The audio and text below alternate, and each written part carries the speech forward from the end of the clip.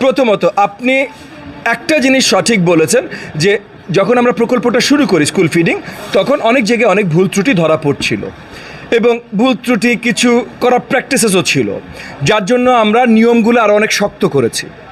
Officially আমরা নিয়ম করেছি যে প্রত্যেকটা সাপ্লায়ারের লাইসেন্স ফুড টেকনিশিয়ান হায়ার করতে হবে, যার ওকে করার পর ফুডটা ডেলিভারিতে যাবে। আমাদের এটিও টিও ডিপিও তারা সারপ্রাইজ স্পট ভিজিট করবে, চেক করবে ফ্যাক্টরি এবং খাবারগুলো চেকিংয়ের জন্য মানে আপনার ল্যাবরেটরিতে পাঠাবে টেস্টিংয়ের জন্য।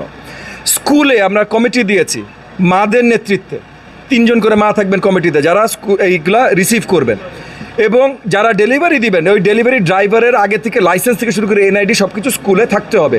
সো অনেক কিছু আমরা ব্যবস্থা করেছি। এর মাধ্যমে যেটা আমরা দেখেছি যে যেই জায়গাগুলোতে এই নিয়মগুলো মেনে চলা হচ্ছে সেই জায়গাগুলোতে অলমোস্ট জিরো ত্রুটিতে আমরা চলে এসেছি।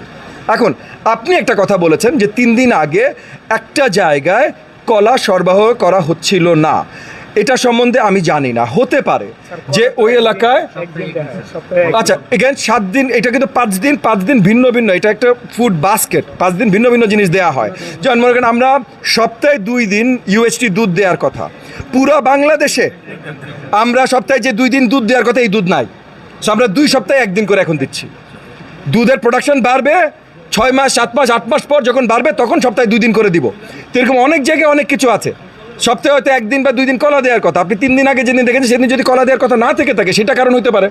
বা হতে পারে যে এখন পানির লেভেল বাড়ার জন্য বা কিছু একটা যে মেন সাপ্লাইয়ের 1 দিন 2 দিন হয়তো দিতে পারেনি, তাহলে সেটা রিপ্লেস করেছে কিনা সেটার খবর নিয়েছেন।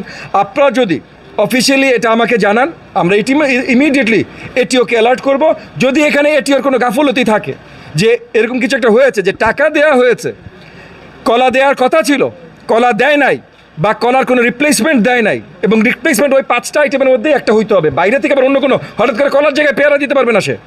সো ওই 5টা আইটেমের অন্য একটা দেয়নি, তাহলে ইমিডিয়েট ওই এটিআর এগেনস্টেও অ্যাকশন হবে, ওই স্কুলের হেডমাস্টার এগেনস্টেও অ্যাকশন হবে যদি সে সব প্রপারলি জানায় না থাকে, এবং যেই সাপ্লায়ার এই কাজটা করেছে সেই সাপ্লায়ার এগেনস্টেও অ্যাকশন হবে।